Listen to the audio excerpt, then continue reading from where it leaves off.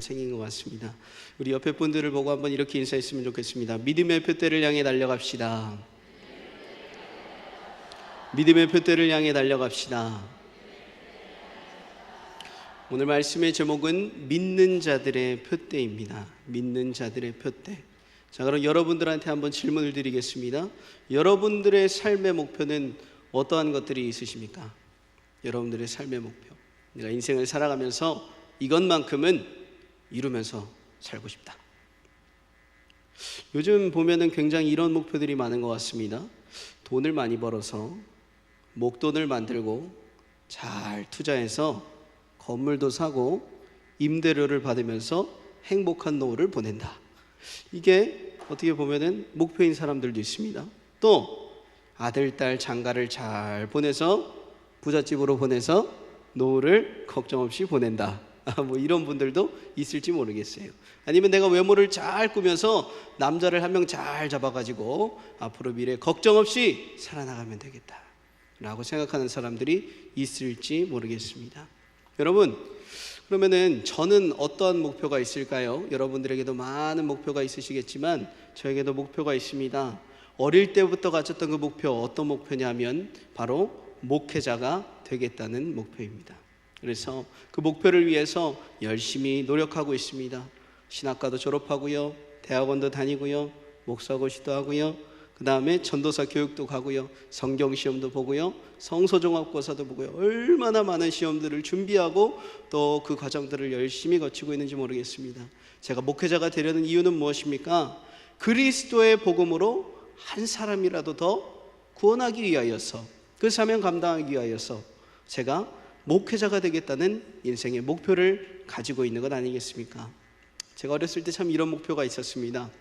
대학교 1학년 때 학교를 이제 왔다 갔다 하는데 학교에서 이 현수막이 팔랑팔랑 흔들리는 그 모습을 보게 된 것입니다. 어떠한 현수막이 걸려 있었냐면 총학생회장 후보 땡땡땡, 부총학생회장 후보 땡땡땡. 학교의 대표를 뽑고 학교의 대표가 돼서 일할 수 있는 한참 선거가 있는 날이었습니다. 그것을 보면서 1학년 때 가방을 메고 이렇게 쭈그리면서 다니면서 어떤 생각을 했냐면 나도 저거 한번 해보고 싶다 라는 목표가 생겼습니다. 그래서 저거 내가 언제 한번 해볼 수 있을까? 라고 하다가 군대에 전역하고 정말 우연히 그 생각을 가지고 있었는데 기회가 딱 되어서 총학생회장은 아니지만 신학과 학생회장을 하면서 350명에서 400명의 신학과 학생들을 열심으로 또 섬기는 기회가 생겼습니다. 또 어떤 것들이 있었냐? 이 학교 다닐 때 그 학년이 어릴 때 보면 이 선배들이 나와서 설교 대회를 하는데 설교를 너무 잘하는 겁니다. 설교를 얼마나 잘하는지 나도 저 단에 서서 한번 설교를 해보고 싶다. 학생들 앞에서, 교수님들 앞에서 설교를 해보고 싶다. 그런 목표가 생긴 겁니다. 근데 뭘 설교를 할 줄 아나요? 아무것도 할 줄 모르죠. 성경도 잘 모르죠. 그래서 시간이 쭉 지나서 제가 이번 연도에 설교대회에 나가게 되었습니다. 그래서 또 좋은 결과를 또 얻게 되었습니다. 여러분, 목표가 뚜렷하고 내가 목표를 확실하게 가지고 있다면 내가 기회가 있을 때 그것을 잡을 수가 있습니다. 그러나 내가 목표가 없고 내가 아무것도 없이 흐지부지 한다고 한다면 내가 나아갈 방향을 모를 뿐더러 나에게 기회가 왔을 때 잡지 못하는 그런 상황이 생겨난다는 것이지요. 여러분들 신앙생활에서 보면 어떻습니까? 여러분들의 신앙생활의 목표는 무엇입니까? 교회 나오는 이유가 무엇입니까? 예배드리는 이유가 무엇입니까? 단순히 복받기 위해서, 평안하기 위해서, 잘 살기 위해서, 형통하기 위해서 단순히 이런 목표를 가지고 계십니까? 아니면 내가 빈곤에 처하거나 내가 풍족에 처하거나 내가 고난이 닥친다 할지라도 흔들리지 않는 신앙의 표대를 가지고 계십니까? 여러분들 흔들리지 않는 신앙의 표대를 가지시길 바랍니다. 오늘 말씀을 통해서 우리의 표대는 무엇인가? 우리가 추구해야 될 신앙은 무엇인가? 과연 하나님이 원하시는 믿음은 무엇인가? 이 부분에 대해서 말씀을 나누고자 합니다. 그런데 이것을 알기 전에 먼저 중요한 것이 있습니다. 나의 위치를 파악해야 한다는 점입니다. 내가 어느 자리에 서 있느냐에 따라서 목표가 달라집니다. 자, 첫 번째 어떤 사람이 있냐면 따라해 보겠습니다. 세상에 속한 사람, 세상에 속한 사람들은 우리와 기준이 엄연히 다릅니다. 이 세상에 속한 사람들의 의미는 무엇이냐면 하나님을 알지 못하는 사람입니다. 하나님을 알지 못하고 복음을 알지 못하고 내 마음대로 내가 하고 싶은 대로 살아가는 사람입니다. 이러한 사람들을 성경에서는 어떻게 말하냐면 허물과 죄로 인해 죽을 수밖에 없는 사람이라고 이야기합니다. 우리 에베소서 2장 1절에서 3절 한번 띄워주시기 바랍니다. 에베소서 2장 1절에서 3절. 네, 넘겨주세요. 자, 한번 읽어보겠습니다. 시작. 그는 허물과 죄로 죽었던 너희를 살리셨도다. 2절. 그때 너희는 그 가운데서 행하여 이 세상의 풍조를 따르고 공중의 권세 잡은 자를 따랐으니 곧 지금 불순종의 아들들 가운데서 역사하는 영이라. 3절. 전에는 우리도 다 그것 가운데서 우리 육체의 욕심을 따라 지냈으며 육체와 마음에 원하는 것을 하여 다른 이들과 같이 본질상 진노의 자녀이었더니. 참 중요한 게 뭐냐면 이 세상에 속한 사람들은 허물과 죄로 인해 죽을 수밖에 없는 사람들이라는 거예요. 여러분들은 세상에 속한 사람들입니까? 아니요. 세상에 속한 사람들, 복음을 알지 못하는 사람들, 하나님을 알지 못하는 사람들은 어떠한 사람들이냐? 죄로 인해 죽을 수밖에 없는 사람들, 세상의 풍속을 쫓고 세상의 가치를 따르고 사탄에게 조종받고 육체의 욕심을 이루는 사람들이 바로 세상의 가치관을 두고 세상을 쫓는 사람들, 세상에 속한 사람들입니다. 제가 이렇게 보여도 운동하는 것을 좋아합니다. 좋아할까요? 좋아해서 어떤 운동을 하고 싶었냐면 유도 비슷한 운동을 좀 다녔습니다. 그래서 거기에서 어떤 사람을 만나냐면 이 동갑내기를 만나게 되었습니다. 참 세상에 있는 사람들과 이 전도사가 동갑내기로 만난다는 게 참 어색한 일입니다.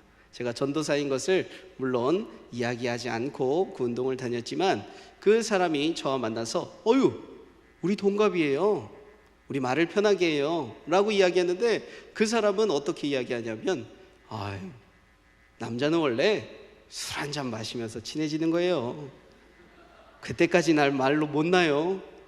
이렇게 이야기하는 겁니다. 그 사람이 어떤 사람이었냐면 특전사 중사예요. 그래서 아주 멋있는 사람입니다. 근데 술 한 잔 먹어야 이 말을 놓을 수가 있다는 거예요. 그러니까 술 한 잔 들어가서 인사불성이 되고 좀 정신이 해롱해롱하고 몽롱해야 그제서야 사람 간의 관계가 이루어진다는 거예요. 왜?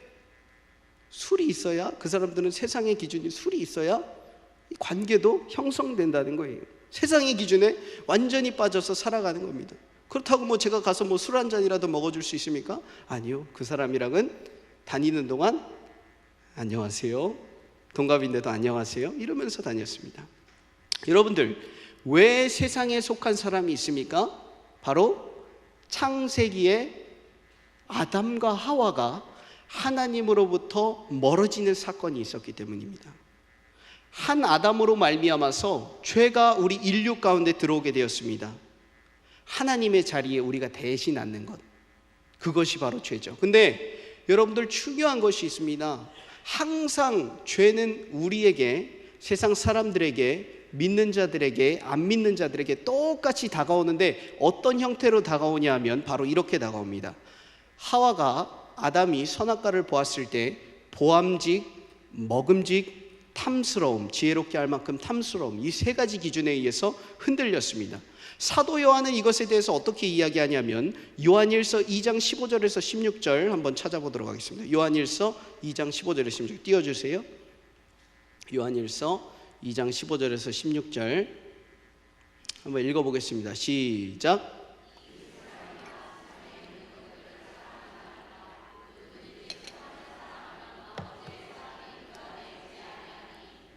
16절. 네. 모든 것이 육신의 정욕과 안목의 정욕과 이생의 자랑이니 다 아버지께로부터 온 것이 아니요 세상으로부터 온 것이라. 요한은 이렇게 얘기하고 있는 겁니다. 제발 좀 세상에 속하지 마십시오. 세상은 언젠가 썩어 없어질 것입니다. 이 세상으로부터 오는 모든 것은 육신의 정욕, 안목의 정욕, 이생의 자랑입니다. 자, 여러분들 잘 한번 연결해 보겠습니다. 보암직했다, 선악과를 보았을 때 보암직했다는 것은 안목의 정욕입니다. 먹음직했다는 것은 육신의 정욕입니다. 지혜롭게 할 만큼 탐스러웠다는 얘기는 이생의 자랑입니다. 그런데 이것이 다 세상으로부터 왔고 이것은 하나님에게 속하지 않았다는 것이지요. 세상에 속한 사람들은 너무나 불쌍합니다. 세상에 속한 사람들의 기준은 뭐예요? 이생의 정욕, 이생의 자랑, 안목의 정욕. 이것 따라서 살아나가는 겁니다. 그러니까 돈 많이 버는 것, 술 마시는 것, 타락한 삶을 사는 것, 사단마귀에 붙잡혀 사는 것, 그 사람들의 표대라는 것이지요. 세상에 속한 사람들의 표대라는 것입니다. 근데 여러분, 중요한 것이 있습니다. 나도 복음을 알기 전에는 이 세상에 속한 사람들이었다는 것입니다. 근데 참 기쁜 소식이 있어요. 내가 세상에 속했는데 나를 구속해줄, 나를 죄에서 구속해줄 그 단 하나의 방법이 있는데 그것이 바로 예수 그리스도의 십자가 그리고 부활입니다. 그러니까 예수 그리스도의 십자가 부활이 은혜로 다가오는 거예요. 말로만 은혜가 아니라 정말로 은혜로 다가오는 겁니다. 내가 당연히 죽을 수밖에 없고 내가 세상의 풍속을 쫓아 죄와 허물로 죽을 수밖에 없는데 예수님이 직접 이 땅에 오셔서 인간의 몸을 입고 십자가에 달려 돌아가셨다, 부활하셨다, 내가 그것으로 인해 천국에 갈 수 있고 하나님과 동행하는 삶을 살 수 있다. 이게 얼마나 축복입니까, 여러분? 예수님이 구원자가 되실 수 있는 이유가 있습니다. 우리에게 구원자가 되실 수 있는 이유. 이 예수님이 구원자가 되실 수 있는 이유를 깨닫고 예수님을 내 마음에 영접하면 세상에 속한 사람이 아니라 어떤 사람이냐면, 따라해 보겠습니다. 육에 속한 사람. 원래는 이제 믿음에 속한 사람이고 하나님 안에 속한 사람인데 문제가 발생하는 거죠. 예수님이 구원자가 되실 수 있는 이유는 무엇이냐? 철저하게 인간의 몸을 입고 이 땅에 오셨다는 겁니다. 하나님이 인간의 죄를 대신 지실 수 없고 인간의 몸을 입고 이 땅에 오셨기 때문에 인간의 몸으로 우리가 느낄 수 있는 고통을 똑같이 느끼셨기 때문에, 죽음을 똑같이 경험하셨기 때문에 그 예수님이 우리를 죄에서 구속해 주실 수 있으신 겁니다. 여러분들 십자가를 생각하실 때 착각하시면 안 됩니다. 예수님도 하나님이시죠? 신이시죠? 십자가에 달리실 때 하나님이 고통이 없게 하셨습니까? 아니요. 똑같이 찔릴 때 고통이 있으셨어요. 왜? 철저한 인간이셨기 때문에, 인간이시기 때문에 우리를 구원하실 수 있기 때문에 그것을 여러분들이 깨달으셨으면 좋겠습니다. 또 두 번째가 있어요. 인간으로 오셨어요. 근데 중요한 게 있어요. 예수님은 죄의 유혹을 이기셨다는 겁니다. 첫 번째 아담은 보암직스럽고 먹음직스럽고 탐스러움, 이것에 넘어갔어요. 사도 요한이 말한 육신의 정욕, 안목의 정욕, 이생의 자랑에 사람들은 넘어갑니다. 근데 예수님은 죄의 유혹을 이기세요. 마태복음 4장에 보면 예수님이 성령에 이끌리시어 사탄에게 시험 받으러 어디로 가십니까? 광야로 가세요. 광야로 가서 예수님이 시험 받으신 것이 딱 3개입니다. 사도 요한이 말한 그 딱 3개예요. 자, 첫 번째, 돌이 떡덩이가 되게 하라. 육신의 정욕, 먹고 싶은 거, 배고프지? 먹어라. 육신의 정욕. 예수님은 과감하게 물리치십니다. 두 번째, 저라면 천하만국을 주겠다. 뭡니까? 안목의 정욕, 보이는 것. 이 보이는 것 가지고 싶지 않아? 예수님 철저하게 이기셨습니다. 세 번째, 높은 곳에서 뛰어내리라. 네가 하나님의 아들임을 드러내라. 이생에 자랑해라. 예수님이 철저하게 이기셨습니다. 예수님이 죄의 유혹을 이기셨기 때문에 우리를 구원할 수 있는 구속자가 되신다는 사실이죠, 여러분. 여러분들이 그것을 믿으십니까? 승리하신 예수님 붙들면 우리도 승리하는 줄 믿습니다. 근데 문제가 있어요. 왜 육에 속한 사람이라고 했느냐? 왜 예수님 믿는데 육에 속한 사람이냐? 문제가 있다는 겁니다. 예수님 믿고 구원 받았는데 자꾸만 내 안에서 올라오는 이 죄의 문제가 있어요. 여러분들 예수님 믿는다고 죄 안 지으십니까? 죄 짓습니다. 예수님 믿는다고 자꾸 육신의 정욕과 안목의 정욕과 이생의 자랑에 이끌리지 않으십니까? 아니요. 계속 이 부분에서 이끌립니다. 왜요? 나의 죄된 자아가 계속해서 나를 죄로 이끌기 때문입니다. 그럼 이것을 도대체 어떻게 해결하느냐? 이것을 해결하지 못하면 어떤 현상이 일어나요? 죄 때문에 죄책감이 들어서 매일 회개기도하다. 예수님 또 이거 가지고 회개하네요. 또 죄송하네요. 예수님 십자가에서 보혈을 흘리셨는데 내가 또 이거 가지고 회개하네요. 이러면서 죄책감이 들다 보면 어떻게 되냐면 나중에 회개기도 안 하게 됩니다. 멀어지게 돼요. 또 한순간은 어떻게 됩니까? 죄? 이거 내가 회개해도 소용없어. 맨날 지는 걸? 그냥 없이 생각하자. 예수님 뭐 다 용서해 주셨겠지. 얼마나 이거 위험한 건지 아십니까, 여러분? 육에 속한 그리스도인이 되는 순간 여러분 믿음에서 떨어질 가능성이 너무나 많아집니다. 그럼 이것을 어떻게 해야 하는가? 육에 속한 사람들은 예수님은 믿지만 내가 주인이에요. 예수님이 계시고 예수님이 나를 구원해 주신 것을 믿지만 모든 인생의 결정권은 내가 쥐고 있습니다. 이 쥔 것을 여러분들 내려놓으시길 바랍니다. 이 쥔 것을 내려놓아야 돼요. 예수님, 나의 죄 문제만 해결해 주십시오. 내 인생의 주도권은 내가 주겠습니다. 이런 삶이 얼마나 많은지 모릅니다. 그래서 우리가 원래 찬송을 이렇게 부르지 않습니까? 존귀 영광 모든 권세 주님 홀로 받으소서. 멸시천대 십자가는 제가 지고 가오리다. 이렇게 찬송해야 되는데 어떻게 하냐? 존귀 영광 모든 것에 내가 홀로 받으리다. 멸시천대 십자가는 주님 홀로 지고 가옵소서. 이렇게 고백할 때가 얼마나 많은지 모릅니다. 이 대표적인 예가 고린도 교회입니다. 고린도전서에 나오는 고린도 교회. 얼마나 육에 속해가지고 그 사람들이 은사가 많고 방언을 하고 천사의 말을 하는데 그럼에도 불구하고 그 사람들이 부족하고 예수님 보시기에 하나님 보시기에 합당하지 않다고 말하는 이유는 그 사람들이 예수님을 믿기는 믿지만 육에 속해 있기 때문이에요. 육에 속해 있기 때문에. 그럼 도대체 이것을 어떻게 해결해야 되냐는 것입니다. 이것을 해결할 방법을 모르면 맨날 예수님 십자가에서 맨날 빙빙빙빙 돌면서 예수님 내가 오늘 죄를 졌습니다. 죄를 용서해 주세요. 죄를 용서해 주세요. 죄책감에 사로잡혀요. 죄 용서받기를, 죄 회개하기를 포기하게 되는 사건이 벌어져요. 내가 나중에 구원 받은 사람인지 안 받은 사람인지 그것조차도 헷갈리게 되는 사람, 그 상황이 바로 육에 속한 사람입니다. 그러면 우리는 어떻게 이 문제를 해결할 수 있느냐? 따라해 보겠습니다. 성령에 속한 사람. 성령에 속한 사람. 우리가 신앙생활할 때 가장 크게 오해하는 것들이 무엇이냐면 믿으면, 구원받으면 그 순간 다 끝난 줄 안다는 것입니다. 구원받으면 구원받은 사람의 합당한 모습으로 살아야 됩니다. 어떻게? 갈라디아서 2장 20절 말씀 여러분들 너무나 잘 알지 않습니까? 한번 찾아서 읽어보겠습니다. 갈라디아서 2장 20절 말씀. 갈라디아서 2장 20절 말씀 찾아보겠습니다. 띄울 수 있으면 띄워주세요.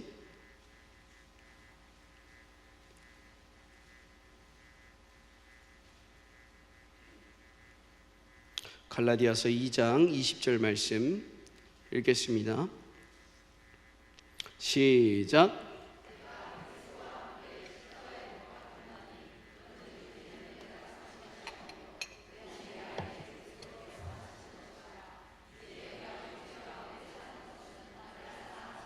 나를 위하여 자기 자신을 버리신 하나님의 아들을 믿는 믿음 안에서 사는 것이라.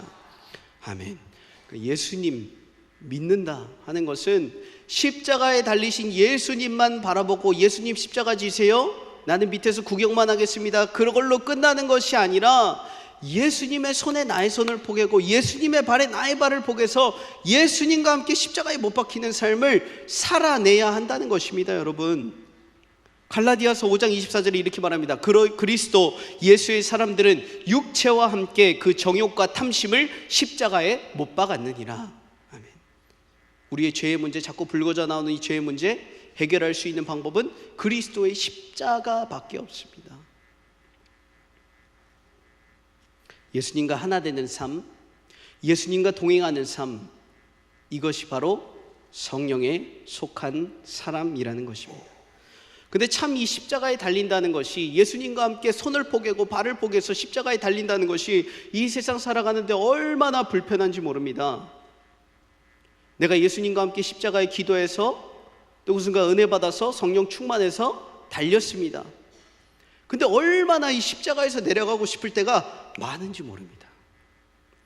예수님이 십자가를 지셨을 때 밑에서 욕하는 사람들, 구경하는 사람들, 모욕하는 사람들, 그 사람들을 보면서 얼마나 십자가에서 뛰쳐 내려가고 싶으셨을까요?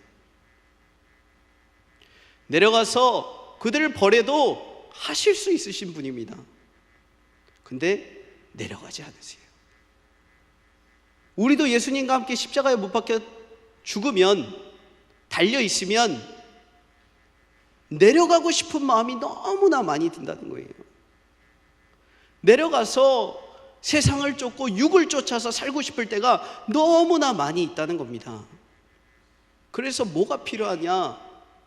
성령의 도우심이 필요하다는 것입니다. 여러분, 성령을 의지하시기 바랍니다. 이 성령의 역사가 있어야 신앙생활이 되지, 성령의 역사와 도우심이 없이는 단 한순간도 우리가 온전한 그리스도인으로 살아갈 수가 없습니다. 우리를 위해 친히 중보해 주시는 분, 우리의 시선을 그리스도께로 향하는 분, 그리스도께로 향하게 하시는 분, 우리를 도우시는 분, 그분이 바로 보혜사 성령님이십니다. 매일 내 속에서 끓어오르는 죄의 문제, 내 자아의 문제, 십자가에서 당장 뛰어내려가고 싶은 그 마음들을 성령의 불로 태우시는 여러분들 되시길 바랍니다. 여러분들 성령 충만해야 됩니다. 여러분들 말씀에 보면 이 성령은 술과 굉장히 연관이 많게 나옵니다. 사도행전 2장 부근에 보면 제자들이 성령 충만함을 받고 각 방언으로 예수 그리스도의 복음을 전하기를 시작하는데, 그때 여러 군데에서 온 그 유대인들이 뭐라고 이야기하냐면 그들이 새 술에 취하였다, 이렇게 얘기합니다. 성령 충만한 건 약간 술에 취한 것과 비슷합니다. 그렇다고 막 이상한 소리를 하고, 그렇다고 막 이상한 행동을 하고, 내가 몸을 못 가누고 뒤로 넘어가고, 그것이 성령 충만이 아닙니다. 더 잘 생각해야 됩니다. 또 에베소서 5장 18절에 보면 술 취하지 말라, 이는 방탕한 것이니 오직 뭘로 충만함을 받으라? 성령으로 충만함을 받으라. 자, 여기서 중요한 것이 있습니다. 여러분들 성령 충만은요, 어제 받았다고 해서 오늘 충만한 게 아닙니다. 여러분들 술을 드셔보신 분들이 분명히 있을 거예요. 혹시 지금도 드시고 있는 분 없겠죠? 술은 어제 먹은 술이 오늘까지 취해 있지 않습니다. 한 달 전에 먹은 술이 오늘까지 취해 있지 않습니다. 1년 전에 먹은 술이 오늘까지 취해 있지 않습니다. 무슨 말이에요? 성령도 똑같습니다. 매일 충만함을 받아야 된다는 거예요. 성령의 인도하심을 매 순간 받아야 된다는 거예요. 성령의 도우심을 날마다 구하는 여러분들 되시길 바랍니다. 그래서 본문 12절, 13절에 보면 그 위대한 사도 바울이 왜 잡은 것으로 여기지 않았나? 왜 이룬 것으로 여기지 아니하였나?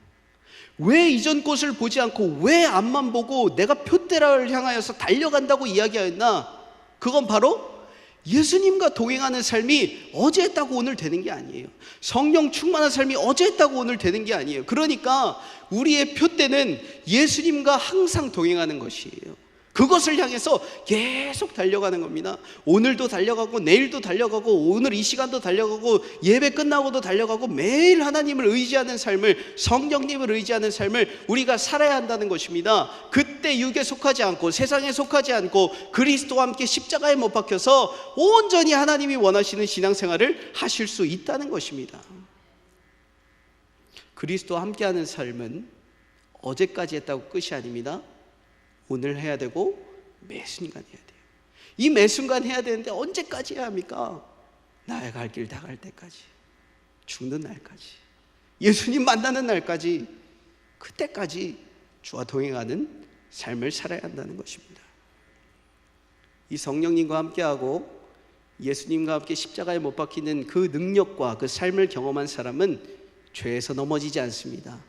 정죄감이 들지 않고요, 죄를 만만하게 생각하지 않고요, 이 죄를 정말 심각하게 생각하되 그걸 어디로 가지고 나가냐면 십자가 밑으로 가지고 나갑니다.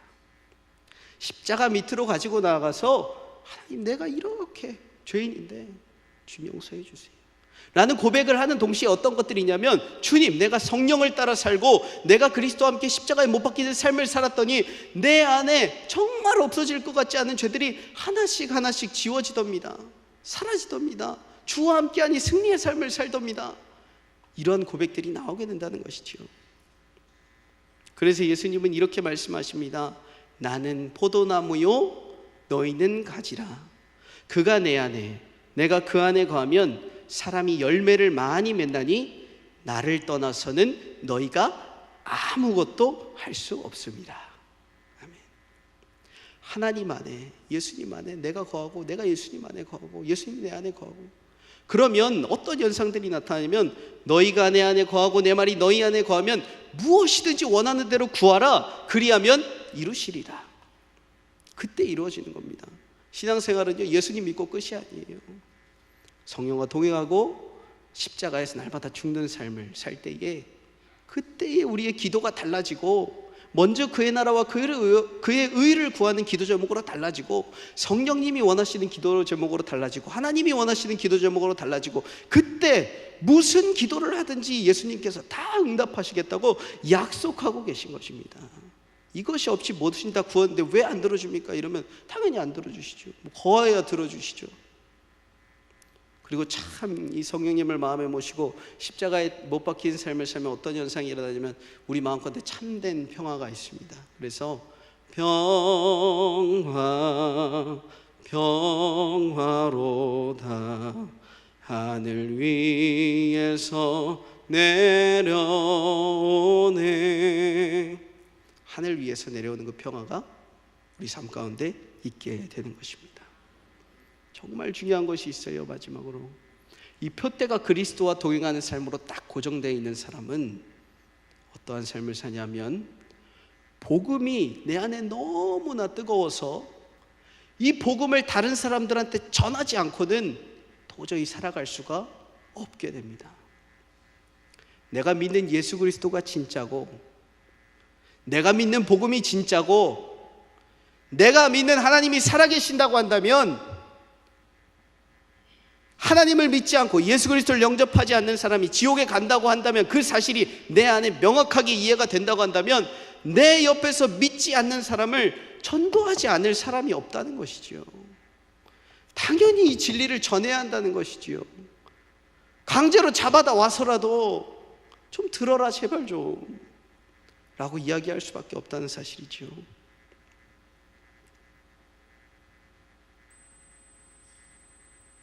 우리의 표대는 성령의 도우심을 통해 예수님과 하나님과 천국 가는 그날까지 동행하는 것임을 여러분들 깨닫고 믿으시기를 바랍니다.